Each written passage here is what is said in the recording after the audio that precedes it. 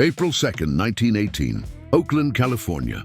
The world was on fire with the First World War, but for one afternoon, thousands of fans packed into the stands at the old Oakland Oaks ballpark. It was opening day, and the Oaks were taking on their bitter rivals, the San Francisco Seals. But this wasn't just any standard season opener. If you look closely at the parade marching across the dirt field, you'll notice someone special leading the pack. Dressed in a full baggy wool uniform is Doraldina. In 1918, she was one of the biggest stars in the country. A famous vaudeville dancer known for bringing exotic dances to the American stage. Having a celebrity show up to a minor league ball game back then was like having a massive pop star pull up to a stadium today. But the star power didn't stop there.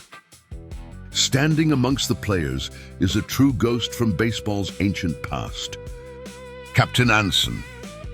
Anson was a legend in his late 60s. A guy who basically defined 19th century baseball, was seen as a pioneer who was now sharing a field with a 1920s vaudeville icon. This tells you everything you need to know about the weird, beautiful melting pot of early American pop culture in 1918. Watch as Doraldina takes the mound. She steps up, winds up in that classic wool jersey, and fires the ceremonial first pitch to kick off the season. There's something special about looking through these old digital archives. The grainy film in the grandstands, the oversized caps, and the raw energy of a crowd from over a century ago. It reminds you that the game has always been about entertainment, community, and escaping the noise of the world.